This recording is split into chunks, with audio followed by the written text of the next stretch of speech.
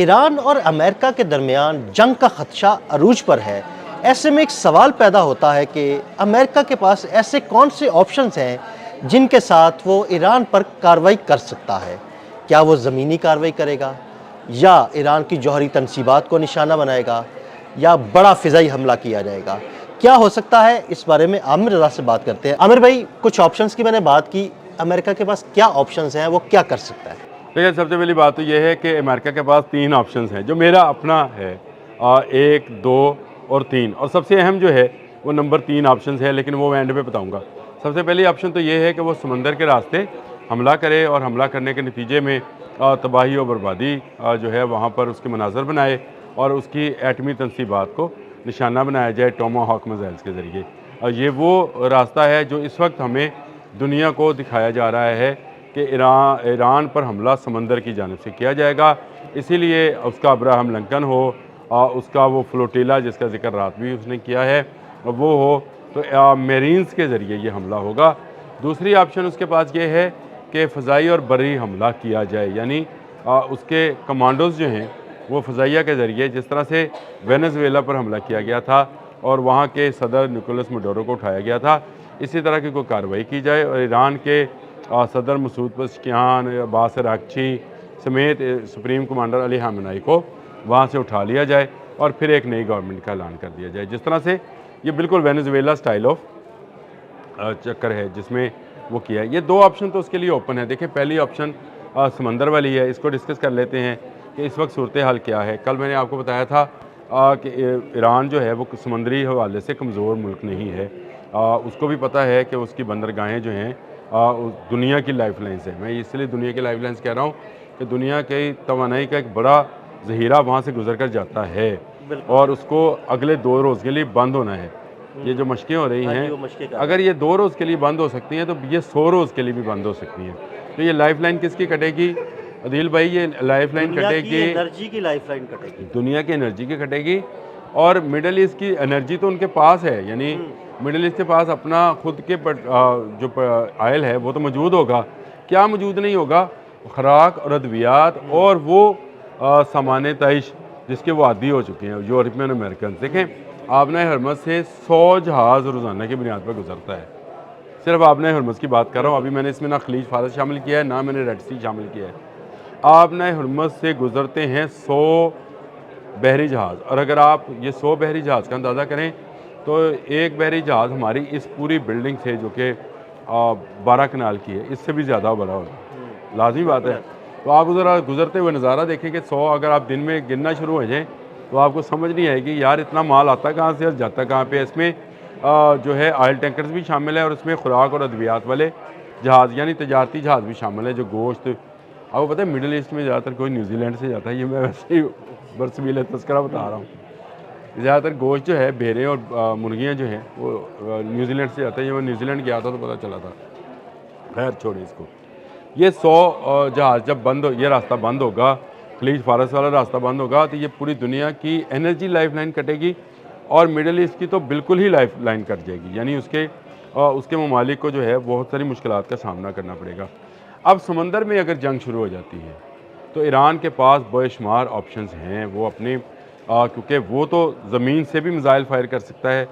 America को ये सहूलत अब ख़त्म हो गई है, क्योंकि मिडल ईस्ट में उसको कोई ज़मीन नहीं मिली इस मकसद के लिए। जंग तो होगी, और अमेरिका इस वक्त बाहर मजबूत भी नज़र आता है, वो तुला पड़ा है जंग के लिए, मजबूत नज़र आता है जी, इसलिए वो तुला पड़ा है। अगर वो कमज़ोर होता तो ना तुलता ना जी। और अभी भी वो मुज़ाकरात की अगर बात कर रहा है तो सिर्फ इस डर से कि उसको मिडल ईस्ट से कोई सपोर्ट नहीं मिली है। ये ऑप्शन है। दूसरी ऑप्शन मैंने आपको बताया कि वेनेज़ुएला तर्ज का एक फ़ज़ाई ऑपरेशन है, जिसमें फ़ज़ा और मरीन से उतरें और वो करें। उसका रास्ता भी रुक गया है, तकरीबन इसलिए रुक गया है कि आपको मैंने एक इतला की थी वो SU-35 वाली, और फिर ये MI-28 हेलीकॉप्टर्स वाली। तो वो जो हेलीकॉप्टर्स उतरे थे वेनेज़ुएला में, वो इसलिए कि वो तैयार नहीं थे, और उनके तमाम सिस्टम्स को जैम और लॉक्ड कर दिया गया था, और वहाँ पर चीन का सिस्टम लॉक्ड हो गया। चीन बहुत दूर है वेनेज़ुएला से, कहाँ अमेरिका कहाँ चीन, और रशिया भी दूर है, लेकिन ये तो बिल्कुल साथ हैं। यहाँ पे वो इसको इस तरह से जैम नहीं होने देंगे, यानी उनके जैमर्स जो हैं इनके मवासलाती निज़ाम को जैम करने की कोशिश करेंगे। तो ये एक इलेक्ट्रॉनिक वारफेयर होगी। इसमें भी जो है मुझे नज़र आता है कि ईरान सर्वाइव कर पाएगा। तो इन दोनों ऑप्शन जो हैं, समंदर हो और फ़ज़ाई और बरी अफ़वाज का ऑप्शन हो, इस दो ऑप्शंस में अमेरिका जो है मुझे सर्वाइव करता हुआ नज़र नहीं आता, यानी जीतता हुआ नज़र नहीं आता है। हाँ, जंग होगी, जैसे जून में 12 रोज़ा जंग हुई थी इजराइल और अमेरिका के साथ, और अभी भी अमेरिका को कुछ अपनी पोजीशन कमज़ोर इसलिए नज़र आती है कि यूरोपियन यूनियन चीन के साथ अपनी रवाबत बढ़ा रही है। तो अमेरिका जो है आहिस्ता आहिस्ता एक तन्हाई के शिकार होता चला जा रहा है। अब आ जाएँ उस तीसरी ऑप्शन की जानिब, जो मैंने आपसे कहा था कि दो ऑप्शन तो हैं, एक समंदर है, एक वो फ़ज़ा और बरी अफ़वाज की ऑप्शन है, एक तीसरी ऑप्शन है। तीसरी ऑप्शन ये है कि अमेरिका पीछे हट जाए। अच्छा, हाँ, ये भी ऑप्शन मौजूद है। देखें, मैंने और आपने एक व्लॉग किया है जिसमें मैंने बताया कि सदर पुतिन जो हैं उसकी मुलाकात हुई है सिक्योरिटी कौंसिल के सरबराह से, ईरानी सिक्योरिटी कौंसिल के, नेशनल सिक्योरिटी कौंसिल के सरबराह से, अली लारिहानी से, और ये मुलाकात बड़ी अहम है। देखें, अगर एटम बम से ईरानियों की जान जा सकती है, तो उसी एटम बम से अमेरिकन की भी जान जा सकती है।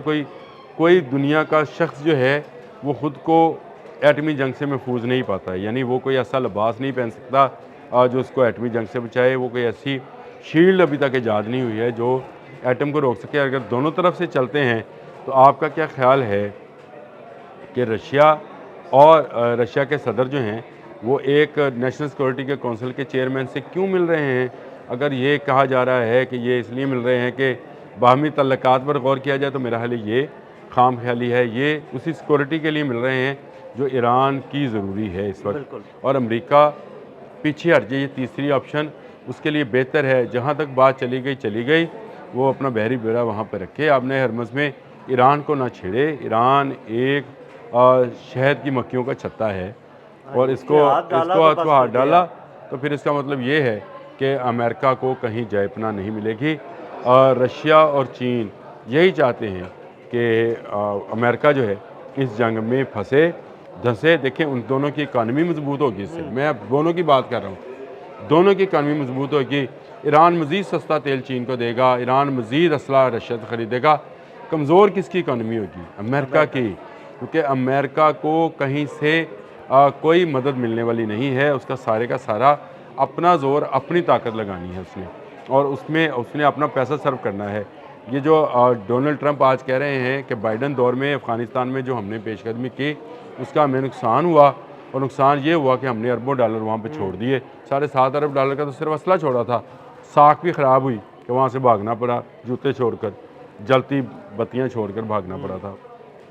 यहाँ पर भी अगर ऐसा हुआ तो फिर इसका मतलब ये है कि अमरीकी साख जो है उसको शदीद धचका पहुँचेगा, और आने वाले दिनों में जो अमेरिका टैरिफ की बात करता है, वो टैरिफ वाला हवा भी जो है वो ख़त्म हो जाएगा, क्योंकि बरतानवी वज़ीर-ए-आज़म का दौरा चीन जो है ये वैसे ही इस हवे को कम कर रहा है, और ये अमेरिका को समझना चाहिए कि वो इस जंग में फंसता चला जा रहा है, धंसता चला जा रहा है।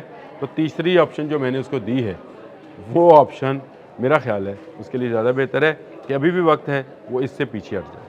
बहुत शुक्रिया आमिर रज़ा जी। बिल्कुल, आमिर रज़ा ने बड़ी तफसील के साथ आपको इस सारे मामले के बारे में बताया, और ये भी बताया कि अमेरिका के पास क्या ऑप्शंस हो सकते हैं और किस ऑप्शन का इस्तेमाल किया जा सकता है। अदील अहमद और आमिर रज़ा को इजाज़त दीजिएगा। अल्लाह हाफ़िज़।